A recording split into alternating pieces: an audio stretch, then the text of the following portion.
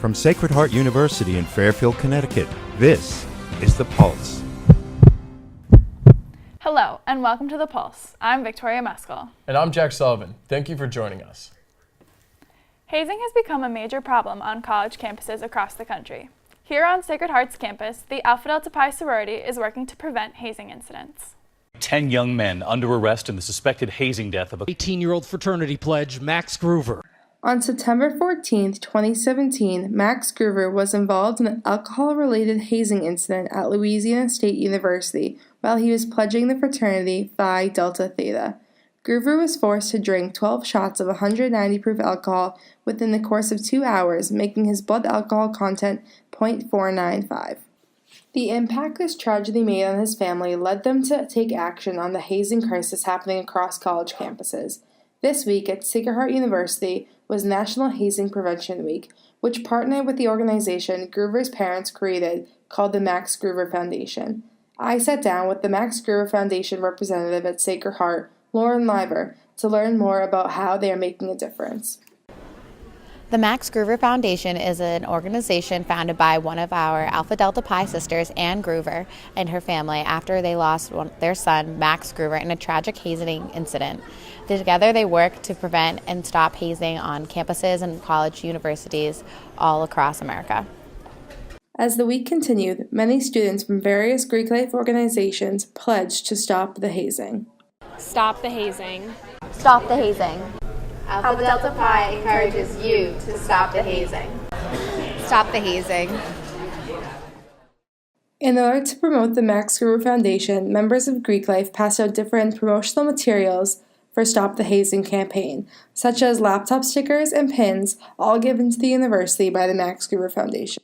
Max Groover's story has inspired many changes for the college environments across the nation. Through National Hazing Prevention Week, Alpha Delta Pi has adopted this phrase, these hands don't haze. And so what that means for us is that as an organization, we pledge not to haze our members or any of our sisters. That is, that we have a strict no hazing policy in Alpha Delta Pi, and so we work strongly to end any and all hazing occurrences on our campus. Groover's story has inspired change in legal issues regarding hazing prevention on campuses across the nation. Students pledging can now feel more at ease knowing that a fraternity or a sorority can be a safe place to call your home away from home. All thanks to one person. Max Groover, a son, brother, and legacy that will forever make a difference. The Princeton Review released a list of colleges most engaged in community service. Sacred Heart ranked 19th nationally, and fittingly so, since community service is the heart of SHU's mission. We go out to reporter Marissa Tache to learn more about on-campus service programs.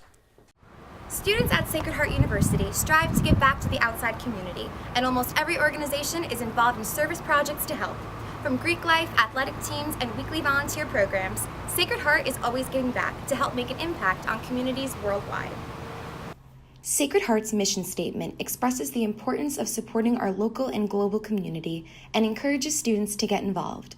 The Volunteer Programs Office is a place where students can find weekly volunteer programs and learn more about what it means to give back. So our Volunteer Programs and Service Learning Office offers a variety of programs for students at all grade levels. We offer the Community Connections pre-fall program for our incoming freshmen so that they're able to get involved and engage in their community right from the very beginning. They can follow up, especially if they're a Pioneer Service Grant awardee, and they can sign up on our iPad in the office for weekly volunteer opportunities. We have community-based work study opportunities for students that have financial aid eligibility that they can again engage with our community partners out in the greater Bridgeport area. Learning to give back has impacted the lives of so many individuals, and especially the students. Volunteer programs has impacted my life in so many ways. It's like my family here, so a lot of the people in the office, I work there now, and I'm also a site leader for a few of our volunteer sites and everything. So I've gotten a lot of leadership opportunities through the office, as well as making a family there because I work there. I see them all the time, so it's kind of nice to it's like a little home in an office, which is great. With efforts of volunteering locally, students are also looking to volunteer globally and make an impact on our world.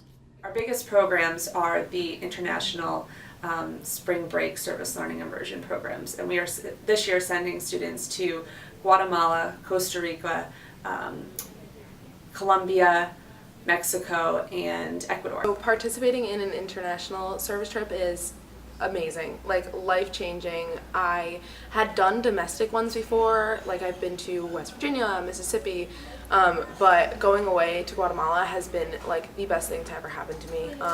I've gone 3 times now. I'll go a 4th in the spring, fingers crossed. I have to have my application approved still, but you kind of go there and see like how lucky you are to have what you have, and you also get to like make connections with people that you've never even thought like you would. So I really just like every time someone asks me about Guatemala, I like feel like so happy. Megan is just one of the many students who is involved in giving back. Getting involved with VPSL is really easy. We have an online sign-up opportunity as well as an in-house iPad. So any student or faculty for that matter can come in, sign up for transportation that we provide through our office for any number of opportunities over the course of the week. So between 20 and 25 different opportunities, weekends, evenings. It fits people's schedules, it fits their interests or abilities, anywhere from volunteering with a soup kitchen or food bank or working with students for after-school tutoring help. So it runs the whole scale of what people might be interested in. Sacred Heart University is continuously giving back, and if you are interested in learning more about volunteer programs, stop by the Volunteer Programs and Service Learning Office located on main campus, or check out their website for more. For The Pulse, I'm Marissa Taché, Fairfield, Connecticut. Thanks, Marissa. There's so many volunteer programs to get involved with at Sacred Heart. Yeah, absolutely. And I know my club lacrosse team likes to volunteer at the Bridgeport Youth Lacrosse programs and help the kids out. It's very beneficial to them. Incredible. There's always something to do. Absolutely. Habitat for Humanity aims to eliminate substandard living by helping families in need build their homes, thanks to the help of volunteers. The Coastal Fairfield County chapter recently held a 5K walk to help raise awareness and money for those in need. This year's 5K Walk fundraiser event was a record-breaking in terms of attendance and sponsorship. For the past 21 years, Habitat for Humanity of Coastal Fairfield County has built over 215 homes, helping over 1,000 families.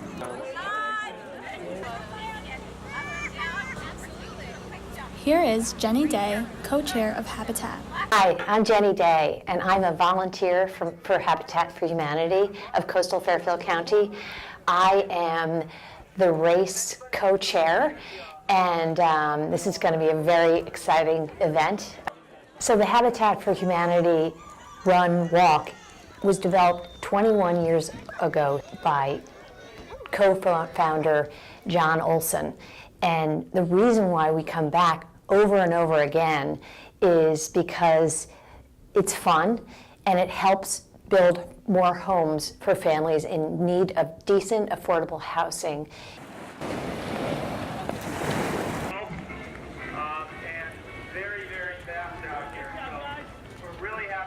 Hi, I'm John Olson, and I'm one of the founders of Habitat for Humanity of Coastal Fairfield County. We started it in 1984-85.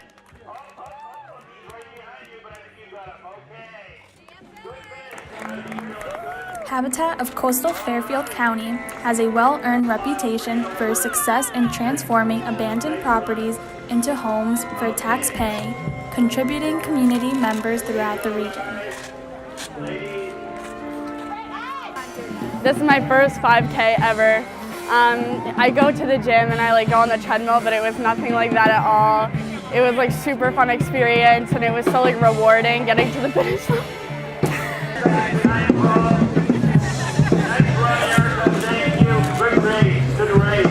I decided to do this 5K because I've been involved with Habitat since my freshman year, and I just like to keep coming back and supporting their purpose.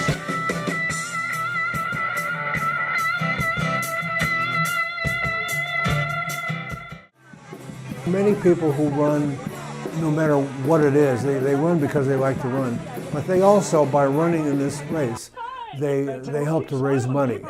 And but the whole idea of having, in this case, almost 300 people together, all volunteering and making it possible for us to raise $30,000 is very inspiring. It really is. Come on up. We got a boot from the Chris. Way to go, Chris!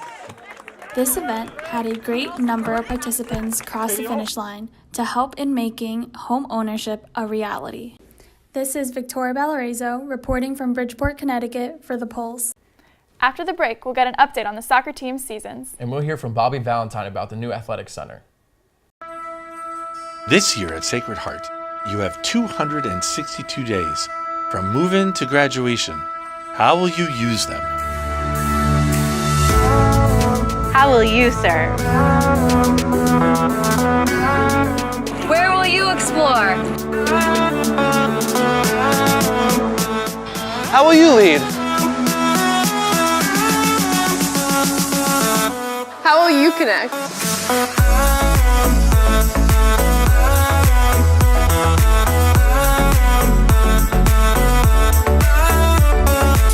How will you express yourself?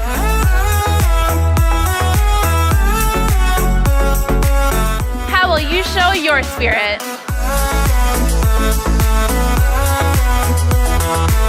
What will you make?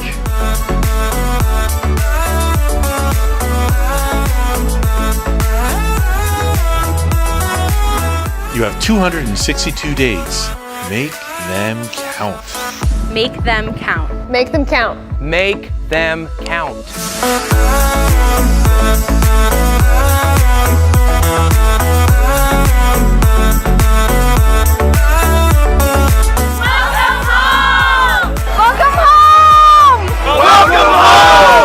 Welcome home. Welcome home. Welcome home.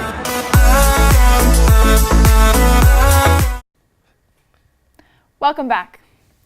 There's been a lot of buzz about the new athletic center being built across from Campus Field. The new facility is being named after Sacred Heart University's athletic director, Bobby Valentine. The athletic center will allow students to have access to new equipment, exercise programs, and much more. Here's Dominic Daniele with the story. Now 5 years in the making, the construction of the Bobby Valentine Athletic Center is well underway.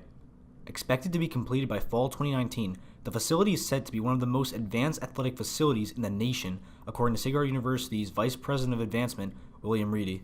The school's athletic director, Bobby Valentine, says the athletic center will allow Sacred Heart University to move specific programs such as weight training areas to the new athletic center to better serve Sacred Heart's 855 student athletes. As of now, the Pitt Center is shared by student athletes and non-student athletes. Of course, Division I athletes could be there and work out there and hang out there, but there won't be any of the team's workouts there. As far as Division I athletes and their teams working out, that will be done in the existing Pitt Center, which will be our Division I athletic center. The athletic center will provide students with new activities that the Pitt Center cannot currently offer. As the Vice President of University Advancement, William Reedy has been working on this project for 5 years. The next time you see it, there's a hole in the roof. There's a hole in the roof because we're going to have a 3-story climbing wall that I think we can have as many as 5 climbers on at any one time. And then when you get up to the top of the wall, you're going to have a 10-mile unencumbered view over the valley and up into Connecticut. So that's a pretty unique feature. There's going to be I believe it's a 6-lane bowling alley that not only will be available for our team, but for the entire student body. There'll be a suspended running track that goes both around the rec center, the basketball rec center, and then around the entire facility. It's about a quarter-mile long. So it'll be different in that the experience that students can have there isn't currently available in the Pitt Center. Sacred Heart University is very much devoted to sports. The school currently has 32 Division I sports teams and 29 club sports teams.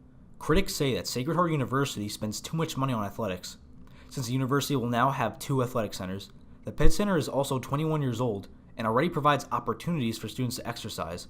When asked about this criticism, Mr. Valentine was adamant that the criticism is flawed.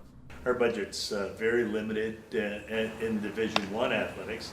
And as far as the rec center is concerned, this is for the mental and physical health of the entire student body.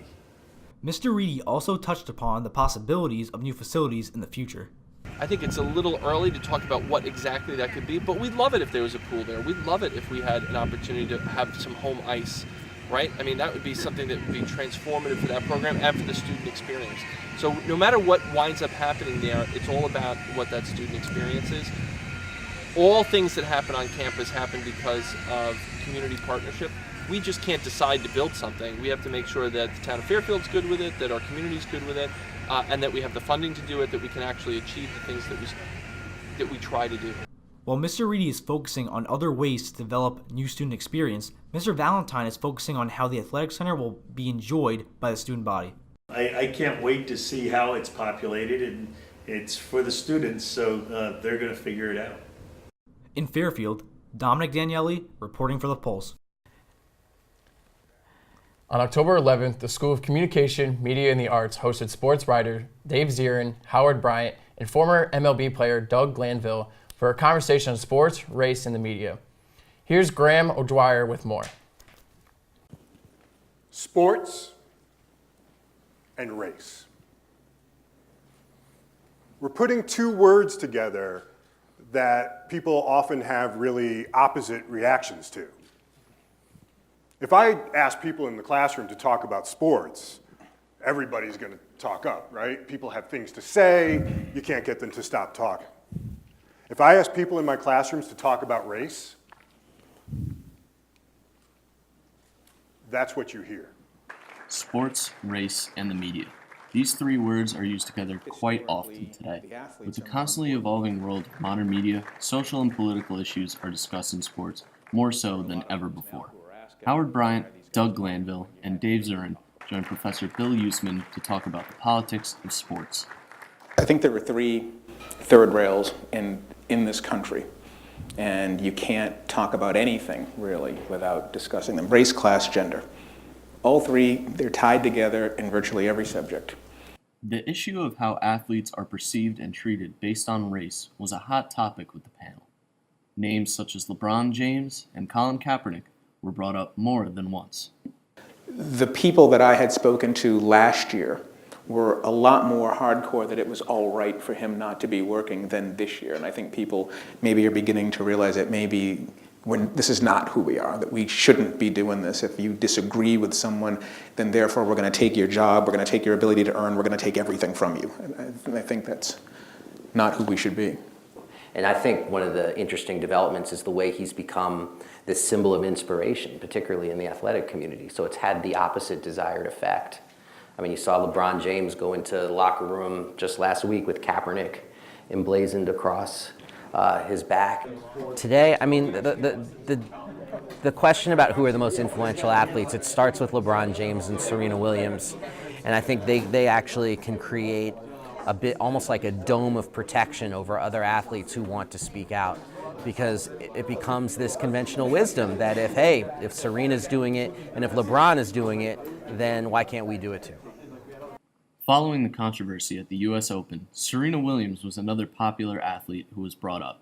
And according to Bryant, you cannot talk about much today without including race and gender. I mean, you just get away with stuff when you're a superstar player, but with Serena, you don't get that. And also, let's not forget that just 2 weeks earlier, the French Federation had gone after her for the catsuit that she wore at the French Open. So she's constantly feeling like, I'm the greatest player who's ever played this sport, and why are you bothering me? Why are you attacking me in a way that I'm not, that other great players aren't being attacked? You know, when you want to jump on, the definitive nature of the response that's kind of required in the social media era we're in, where it's like, black or white, or I tweeted that and this is it. And you just can't get away from the human element that we're complex.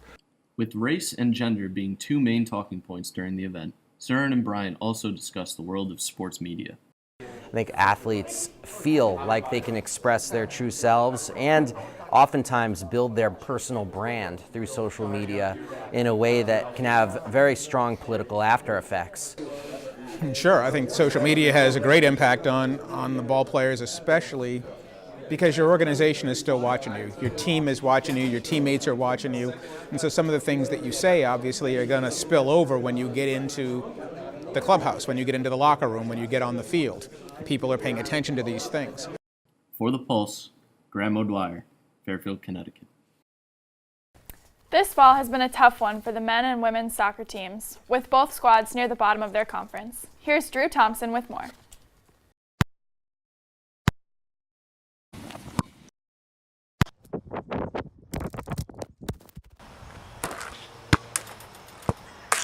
The women's soccer team has had a rough season. The team currently owns a record of 3 wins and 13 losses overall, 2 wins and 5 losses in Northeastern Conference play. At the back end of the season, the team is just looking to continue to grow and get better together. Here is senior forward Melanie Da Silva to find out about the team's morale as the season winds down and what it was like adapting to a new coach and teammates this season. Scoring hasn't gone our way. We've given up goals that we shouldn't have, but that's the game of soccer. We've stayed with a positive attitude with our new coach and our teammates, and even though it's not going the way we want it to, we're trying to make the best of it. We also have a large freshman class. We have about 12 incoming freshmen. We also had 2 new coaches added to our staff. We didn't know his style, the way he wanted us to play. We didn't know who he was going to play. But other than that, we've adjusted well to his style of play.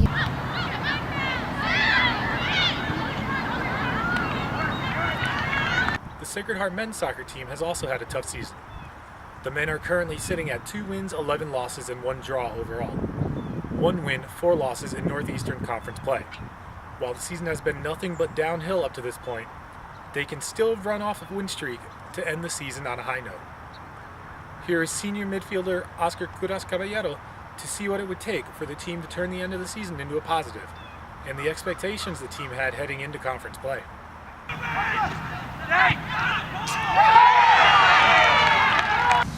And we need to get to adapt to each other. We need to get better playing together. And I think after every game and every practice, we are getting better and better. That's what every team expects when you're playing a conference or in a league, whatever. You expect the best for your team. While the season has not gone the way either team had hoped thus far, there is still time for both teams to produce a few more wins. The men and women have only a handful of games remaining, and they need you to cheer them on, giving them a boost to end the season on a high note. For the Pulse from Fairfield, Connecticut, We will be right back.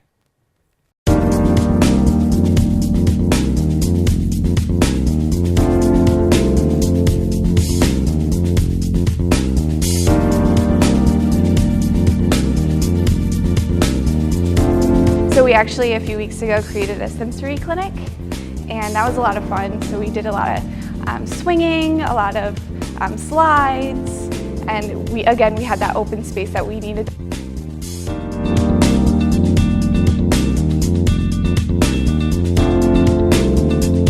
We have fantastic new facilities in the Center for Healthcare Education. We have simulation mannequins that are dedicated solely for the purpose of the AT program, where our students will be able to gain simulation experience when they can't receive it in a hands-on clinical setting. And so we're able to present our students with numerous and rare and unusual cases to better educate them and prepare them for their careers as athletic trainers.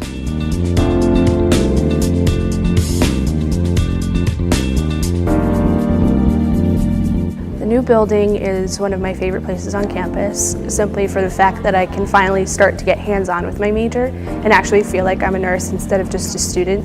I get to practice on the real-life mannequins and just do lots of things that I wouldn't be able to if I wasn't in the building.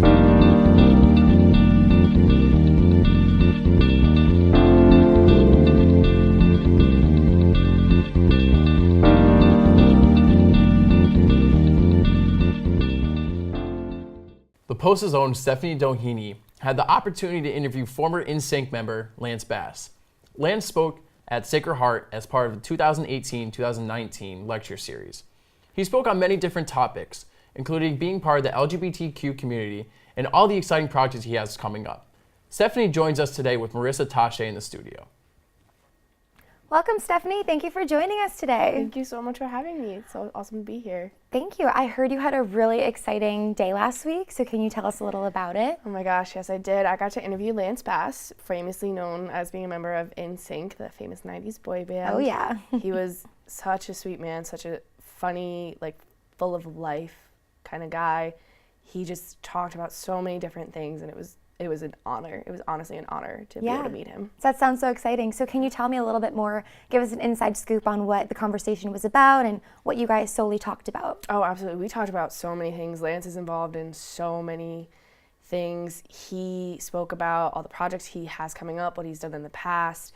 He talked about how him and the guys are still in contact to this day. He talked about what the show he worked on, what it meant to him, and just so many things. I can't even think of all of them. Yeah, so what type of show did he work on? I know that was like a really big highlight of your conversation. Can you go into more details about the show? Yeah, absolutely. So Finding Prince Charming, that was aired a couple years ago. Unfortunately, it didn't get picked up for another season, which he was sad about. But he said how he wished when he was growing up that that show had been on the air, because then he would have known, like he said, he thought to himself, oh, like if the show was on the air when I was growing up, like I wouldn't have had to act straight or act any way. Like I could have just been myself and been who I wanted to be from such a young age. And that's what he hopes now for those who are a part of the LGBTQ plus community. He says he's so happy that those kids have shows like that on the air now that show them like, hey, listen, like it's okay to be you, like it's okay to represent who you are. And at such a young age, he thinks it's so important that they don't have to hide who they are. Yeah, no, I agree. I think it's so important. I mean, today, media is so heavily based in our world, and for kids to actually watch on TV, you know, that person's like me or I connect with that, it's a really powerful thing. And that's what he said. He was like, oh, like these kids, like they can see like, hey, like I'm not weird, I'm not strange in any way, like how I feel and who I am and how I want to represent myself, that's okay. Yeah. And he kept repeating, he was like, oh my gosh, like I wish, and with his southern accent, which you could not get away from, and laughing the entire time. It was just great to hear him talk about it and be so passionate about it. Yeah, so did he give you a little inside scoop on NSYNC and like what it was like to be a part of that? Oh my gosh, he said, so he started when he was 16 years old. He was really, really young. He came from a small town in Mississippi, which he was proud of, but not proud of at the same time. It was kind of funny to hear him talk about that. But he said he has 4 best friends with him, and sometimes they were great influences, and sometimes they weren't great influences. And he said how important that experience was. He was like, those were my college years, and that's how he got to spend them. He got to live all over the world. They toured, whole 9 yards, and now he talks about how they're still in contact. Like to this day, they still talk to each other because they have a clothing line actually called Capsule, and now they're on, I think, Capsule 2 is what he called it. And so he was like, yeah, our group messages went from being more businessy, went from being like old memes of each other to more business, like for fashion designers and all that kind of stuff. So. Wow, so they really just grew up together. I mean, starting at 16, that's so young, and I can't even imagine. He even said he remembers how like Justin Timberlake's mom and I think manager called, and he was like, oh, like what? No. And his mom was like, no, you're not doing this. And then he was like, but mom, it's Justin Timberlake. And she was like, oh, okay, yeah, maybe, like you should be a part of this, like it'll be huge. And it was huge, and to this day people love it and listen to the music and are so excited about the clothing line that they came out with. So. Yeah, I know. NSYNC, I'm still listening to it, so. Every day.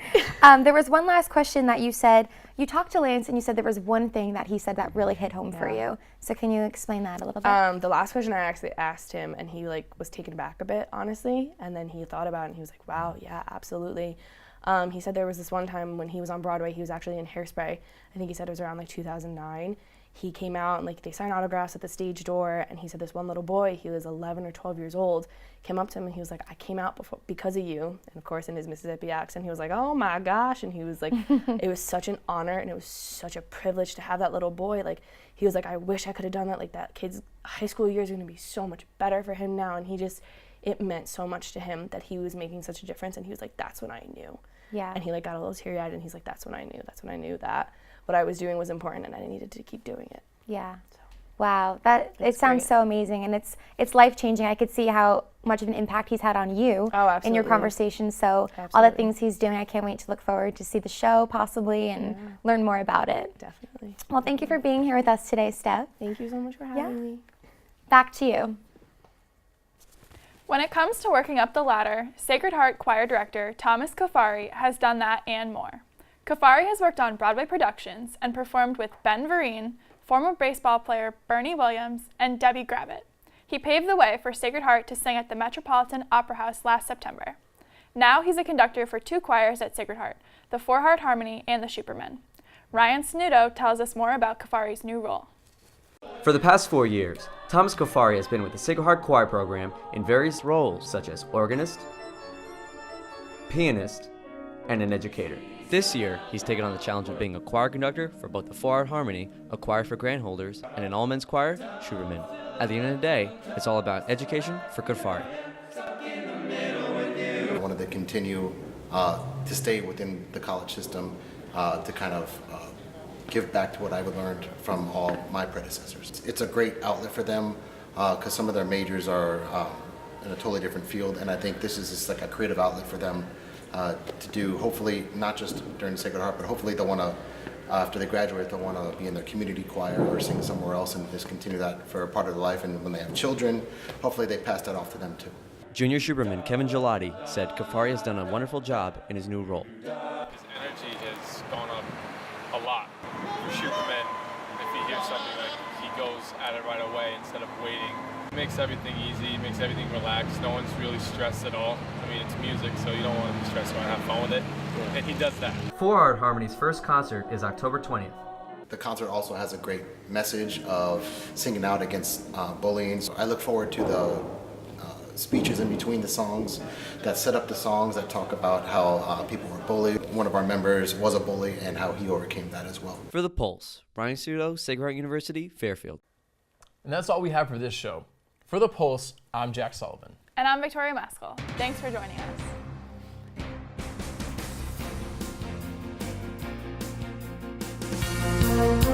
us.